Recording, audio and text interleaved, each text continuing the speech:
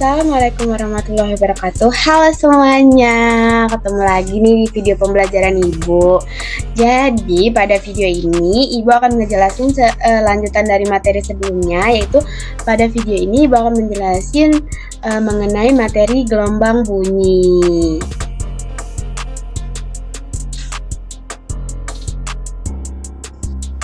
Nah, ada yang tahu nggak kalau bunyi atau suara yang kita dengar itu merupakan salah satu bentuk gelombang dalam kehidupan sehari-hari. Nah, ada yang tahu nggak kenapa suatu benda itu bagaimana suatu benda itu bisa menghasilkan bunyi?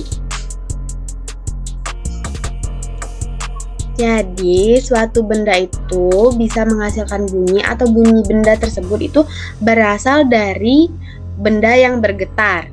Nah, salah satu contohnya nih, gitar. Gitar itu menghasilkan suara dari senar yang dipetik. Nah, ketika senar tersebut dipetik, senar akan bergetar. Getaran senar tersebut menyebabkan udara di dalam tabung gitar itu akan ikut bergetar, sehingga terciptalah bunyi.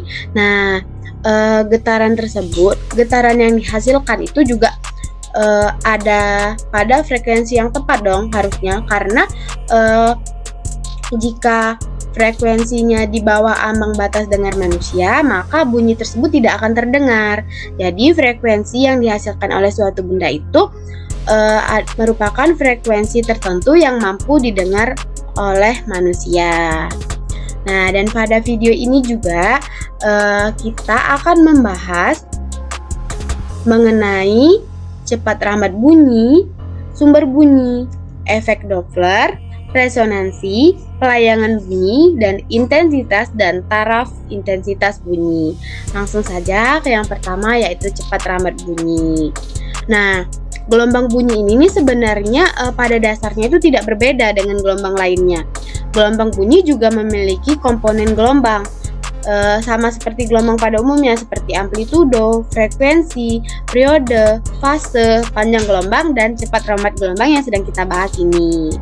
Nah, gelombang bunyi ini tergolong gelombang longitudinal, sehingga sudut antara arah getaran dan arah rambatan gelombang adalah 0. Nah, selama perambatannya, gelombang longitudinal ini akan membentuk pola rapatan dan regangan. Seperti yang kita lihat pada gambar itu kan, bahwa suara manusia itu dihasilkan oleh pita suara yang bergetar. Nah, pada saat pita suara yang bergetar di tenggorokan, nah saat udara dari dada atau perut melewati pita suara, maka akan terjadi getaran maju mundur pada pita suara. Nah, saat menerima tekanan dari udara yang berasal dari dalam, maka pita suara itu akan menghasilkan pola rapatan. Sebaliknya nih, kalau tekanan yang dihasilkan dari dalam ini kecil, maka pola yang dihasilkan oleh pita suara ini berupa regangan. Nah, pola ini kemudian berlanjut ke udara dan merambat ke telinga kita atau ke pendengar. Nah, gelombang yang dihasilkan oleh pita suara ini akan merambat di udara, sebagaimana gambar yang ditampilkan ini. Nah, untuk cepat rambat bunyi itu bergantung kepada sifat elastisitas material dan massa jenisnya. Nah, kedua besaran ini akan mempengaruhi kecepatan perambatan getaran pada medium, baik itu pada fase padat, cair, ataupun fase gas. Nah, pada fase padat atau pada zat padat, cepat rambat bunyi ini dihitung dengan akar perbandingan modulus elastisitas atau E terhadap massa jenis rho bahan. Nah, dengan menggunakan persamaan V sama dengan akar E per rho. Nah, untuk pada benda cair, cepat rambat bunyi ini dipengaruhi oleh modulus Book atau dilambangkan dengan B, dan massa jenis atau rho benda yang ditunjukkan dengan persamaan V sama dengan akar B per rho. Nah, untuk modulus Book benda ini adalah ukuran elastisitas bahan pada satuan volume. Nah, cepat rambat bunyi pada gas. Nah, kecepatan molekul dipengaruhi oleh suhu. Semakin cepat molekul bergerak, maka bunyi akan semakin cepat untuk dirambatkan. Adapun modulus Book pada udara akan bergantung pada tekanan dan keadaan adiabatik. Nah, dengan persamaan B sama dengan gamma dikali P. Dengan gamma itu adalah konstanta Laplace, dengan P itu merupakan tekanan, satuannya Newton per meter kuadrat. Nah, untuk pada bab termodinamika yang kita pelajari pada gas ideal yang ditunjukkan dengan persamaan Pm sama dengan Rho dikali R dikali T. Nah, dengan mensubstitusikan persamaan, dihasilkan V sama dengan akar gamma P per Rho sama dengan akar gamma dikali R dikali T per M, dengan R itu tetapan gas ideal dengan nilai 8,31 Joule per mol Kelvin. Nah, M itu massa molar gas dengan satuan kilogram per mol, dan T merupakan suhu dengan satuan Kelvin. Nah, untuk sumber bunyi nih, pada saat kita bermain musik, bagaimana sih cara kerjanya? Ada sih dijelasin di penjelasan sebelumnya nih. Kan bunyi itu berasal dari getaran benda ya. Nah, dan sumber bunyi juga bekerja berdasarkan perubahan frekuensi dan amplitudonya. Nah, sumber bunyi ini dibedakan menjadi dua. Yang pertama ada sumber bunyi dawai, yang kedua ada sumber bunyi pipa organa.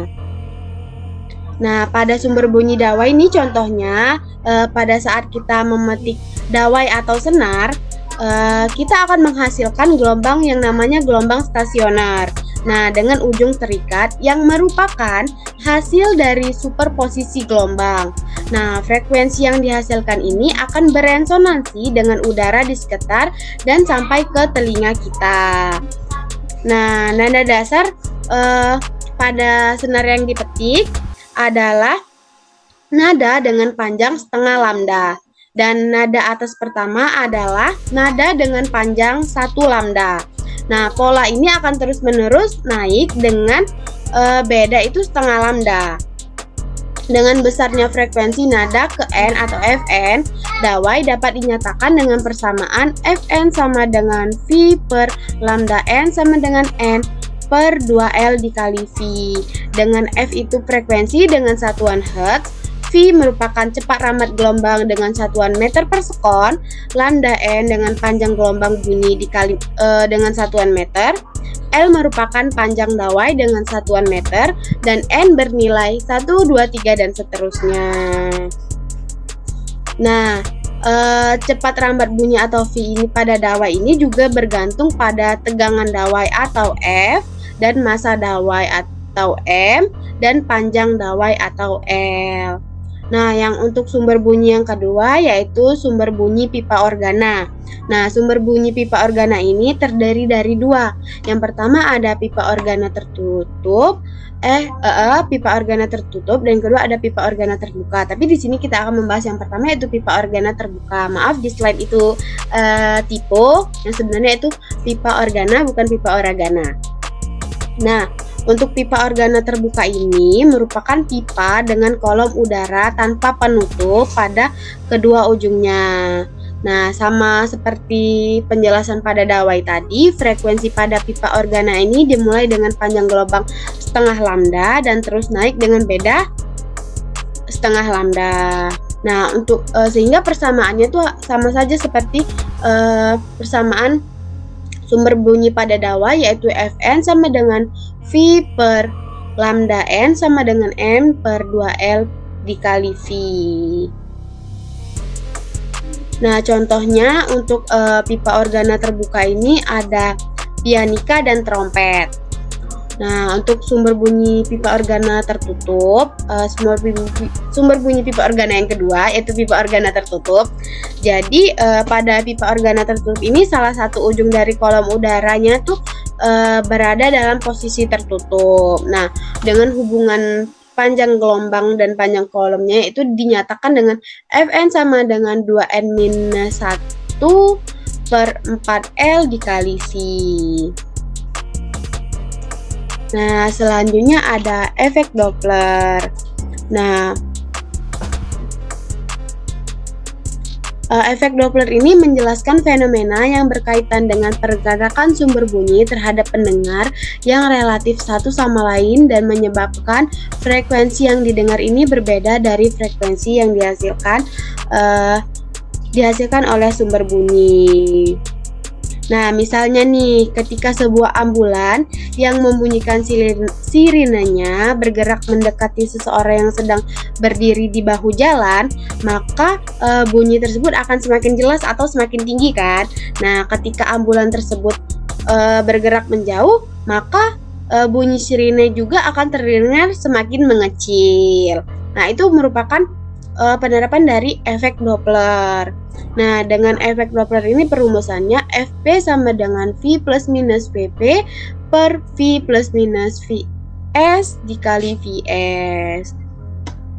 Dengan Vv itu kecepatan gerak pengamat dengan satuan meter per sekon, Vs itu kecepatan gerak sumber, Fs merupakan frekuensi sumber bunyi, Fp frekuensi yang didengar oleh pengamat.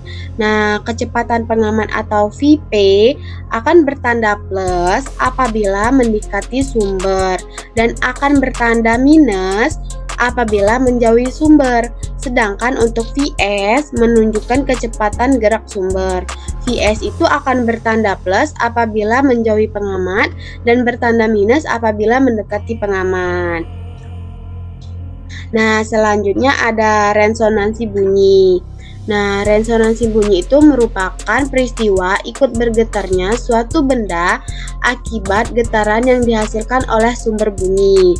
Nah, resonansi bunyi ini hanya dapat terjadi jika suatu benda memiliki frekuensi alami yang sama dengan frekuensi alami sumber bunyi yang bergetar. Selain benda, udara atau gas di sekitar sumber bunyi juga dapat beresonansi, asalkan memiliki frekuensi alami yang sama dengan frekuensi alami sumber bunyi. Nah, contohnya seperti percobaan garpu tala nih yang ditayangkan di slide. Ketika salah satu garpu tala ini dipukul, akan dihasilkan bunyi dan getaran yang membuat garpu tala sebelahnya itu bergetar nih. Jadi gini, garpu tala yang A ini kan, nah itu dipukul sehingga menghasilkan getaran. Nah, getaran ini akan merambat ke garpu tala yang B sehingga garpu tala yang B ini juga ikut bergetar.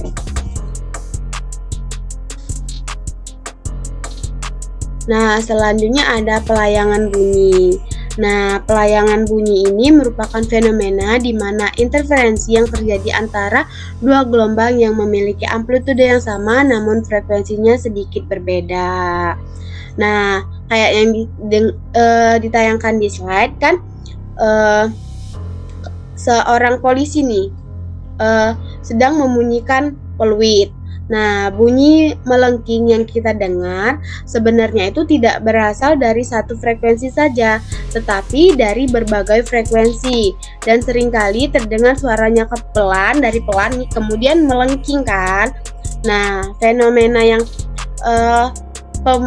fenomena peniupan peluit disebut dengan pelayangan bunyi. Nah, untuk kombinasi dari dua gelombang superposisi ini disebut dengan interferensi. Nah, saat mendengar suara yang keras, berarti kedua gelombang ini memiliki beda fase N kali lambda. Nah, keadaan ini disebut dengan interferensi konstruktif.